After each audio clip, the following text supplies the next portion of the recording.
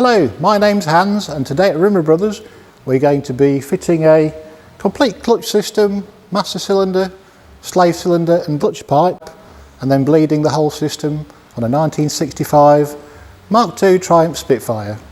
Before we undo anything, we're going to drain the brake fluid from the clutch cylinder system. This is the bleed nipple at the top, and we can crack that open and quickly put on a bleed pipe. I'm now going to press the clutch pedal and then drain the fluid from the system. Okay, I'm on the driver's side now. I'm pressing the clutch pedal and we should see fluid starting to come through the clear hose and into the container. We're going to pump it all the way through till it runs out of fluid. Doing this stops any mess when we disconnect the master cylinder at the top.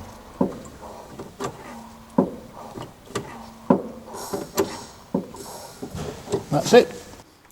Right, now the fluid's drained, I'm going to tighten up the bleed nipple, remove the tube,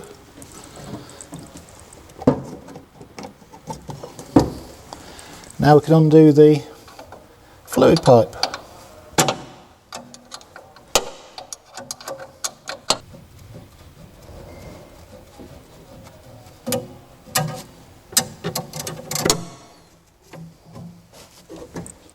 Okay, we've undone the union at the bottom of this clutch pipe.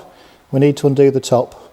Often you'll find the unions are rather corroded, they may be rounded off, and on this one it's a bit loose. So we'll try it with an open-end spanner, see if it cracks. This one's moving, but if it's totally seized in solid, you can use a pair of grips like this. This grips on three sides of the nut, and we can fit it on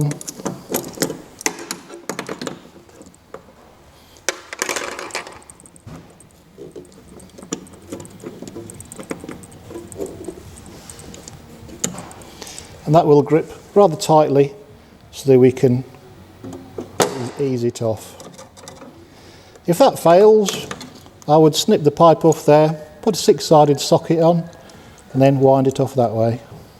Okay, we've loosened the union in the master cylinder, but it's stuck on the pipe. So we're going to have to replace the pipe anyway. And as you can see, the pipe's sheared off because it was corroded and weak. Because we drained all the brake fluid, when we undo it all, we're not going to get any spillage. And now we can undo the two bolts and the clevis pin next. Okay, before we undo these two screws, I'm just going to lift up the rubber boot and remove the clevis pin. Yeah, the split pin is missing, so we can just carefully remove the clevis pin. Looking at this one, it is so worn, we'll have to redo that as well. Hopefully the clutch pedal's okay. We can now pull the boot down.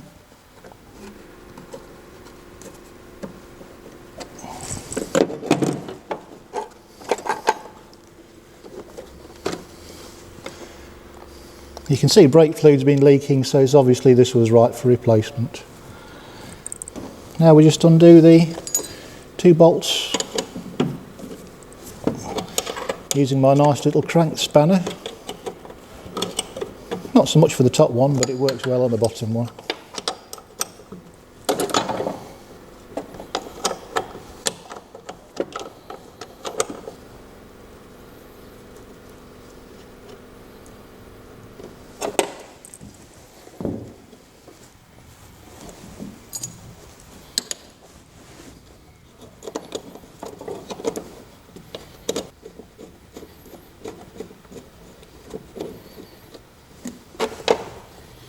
Two bolts removed, we can now remove the cylinder.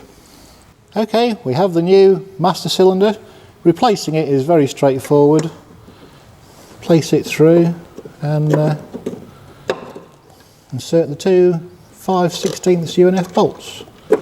I've cleaned them up slightly so they should go in quite nice and easy with the fingers. A lot easier than doing the brake one.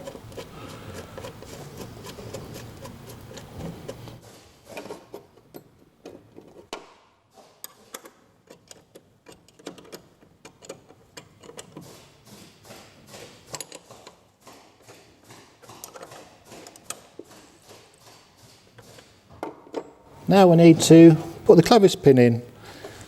As you can see, the old one and the new one, they're extremely worn to the point of I've never seen one this bad. The actual clutch pedal is badly worn. If we'd had a replacement available today, we would have fitted it now, but we're going to have to fit that as soon as we get a replacement part. So at the moment we're just going to put it all back together and then finish it later. Just need to put the rubber boot on there. Carefully slide it up. And then lift it out the way.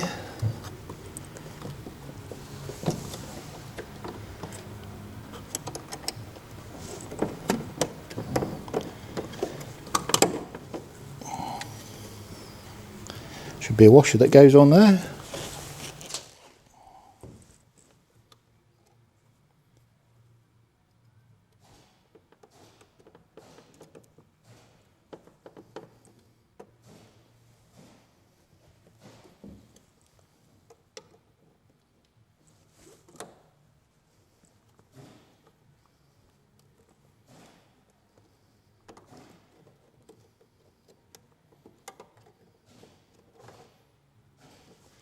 That's the clevis pin and the split pin inserted.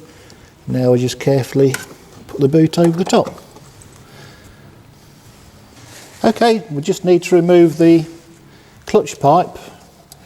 Although it's bent, we should be able to somehow feed it out. Untangle it. Now this is out the way, we can renew the slave cylinder. Okay, as you can see, that's done its job of catching some brake fluid that's leaked out. We now need to remove this vertical bolt.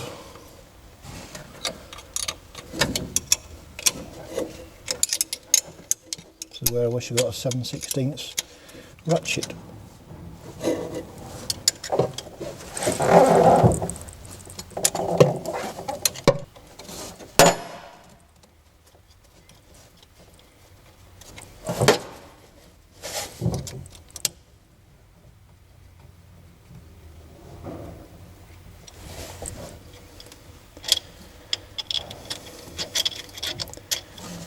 So we've removed the bolt, hopefully this should slide out the back.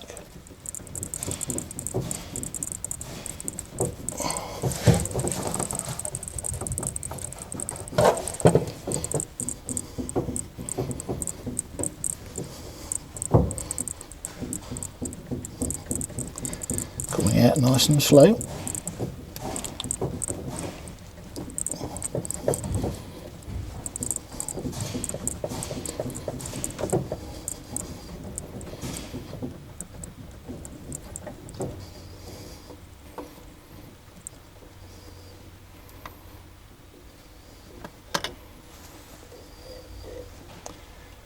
It's out, but the rubber thing's stuck in there, so we just need to get some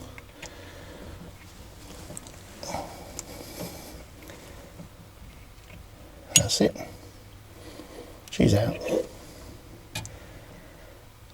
Just need to clean the hole up a bit and insert the new one. Okay, we need to actually remove this and clean this up a bit so we can insert the new slave cylinder. Because the new one has got a slightly proud seal, we need to insert it from the back forwards rather than pushing it in fly that way. So we're just going to undo these.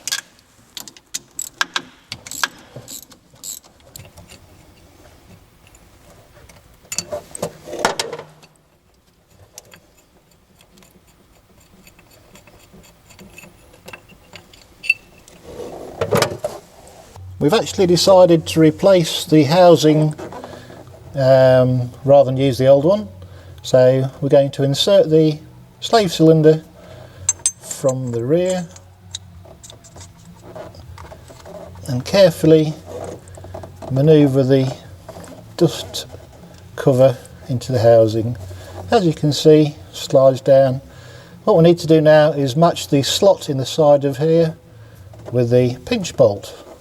So looking down, we can rotate the slave cylinder and we should just see, if we pop a bolt down, yep, we know it fits. We can now fit the cylinder. Carefully through that hole goes the push rod.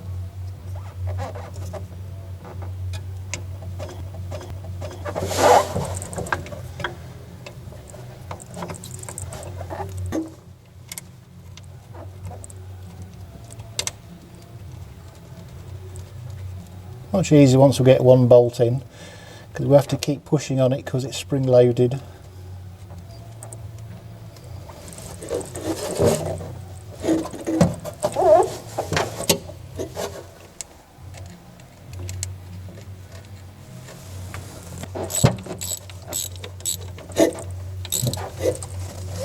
Carefully tighten up the bolts and put in the pinch bolt.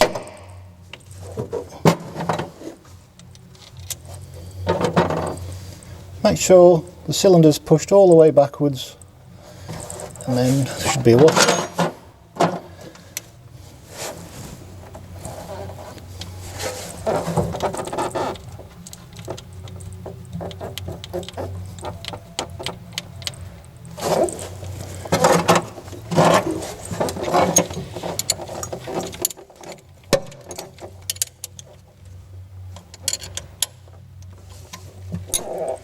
Job done, just need to put the pipe on. Okay, so we've got the new clutch pipe. I've had to bend it to match the old one, as you can see.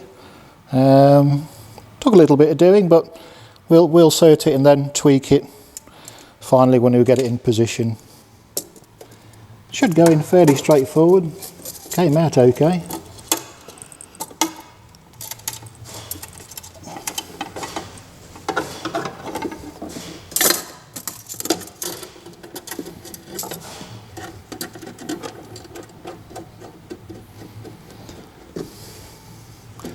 Hopefully the other end will go on just as easy as that. Okay, we can see that we've fed the pipe through. We now have to carefully insert it into the slave cylinder and screw the union on without cross-threading it. Probably easier if I'd done the bottom one first. Just trying to line the pipe up. Always use your fingers when you're putting these on. You really don't want to damage the threads. I can feel we're just on nicely, and it's gone on halfway in, so now I can put a spanner on and keep winding.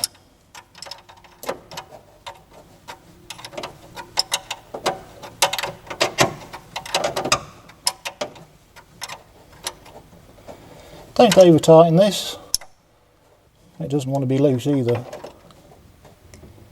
Now we've tightened that up, we can carefully align the pipe up so it fits nice and snugly without catching on anything. Just need to tighten up the top union, fill with brake fluid, and we can start bleeding.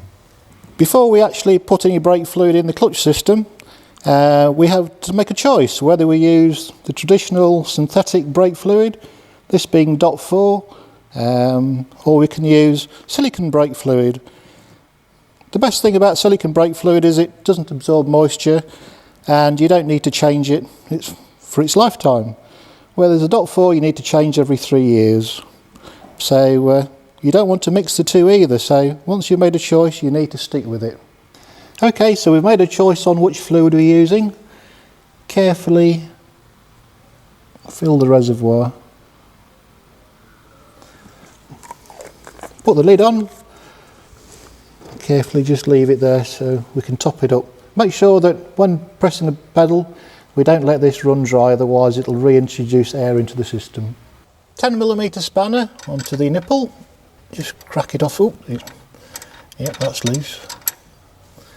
Going to fit me a bit of pipe on, and now we can undo the nipple.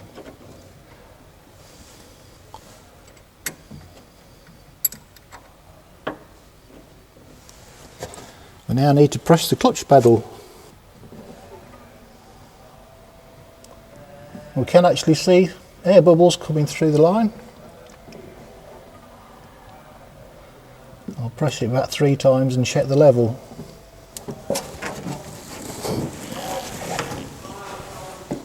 Yep, we're still okay with the level in the brake reservoir. Pump it a few more times.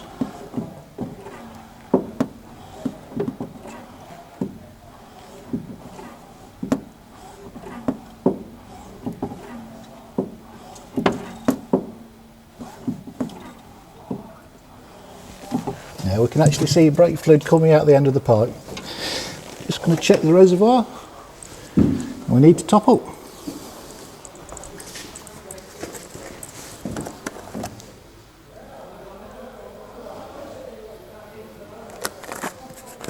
Basically got to repeat this until no more air comes through the system.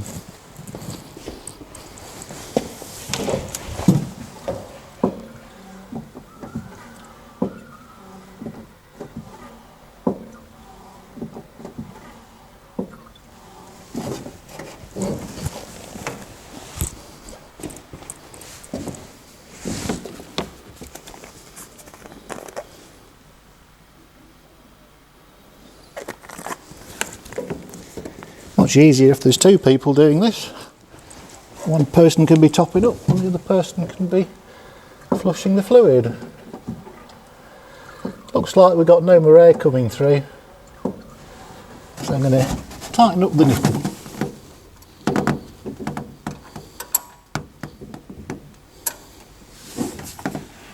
Pressing the clutch pedal, it's lovely and firm.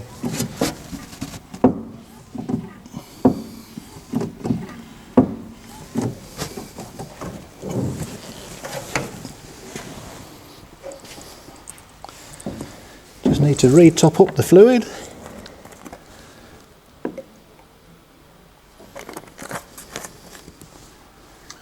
And check all the bolts, they're all nice and tight. Just to finish off, I would like to say it's quite easy to actually bleed the brakes on your own with a plastic bottle and some clear tubes, so you can see the air bubbles coming through, and when they stop you know you need to finish off and you don't need to bleed any more through. Always keep it topped up, and I would always recommend when working on the hydraulic system change both the clutch and the slave both together, because if you don't the other one will let you down. So keep everything clean and you know you've got a good way to start. You're not going to be let down at the roadside somewhere with a leaky clutch.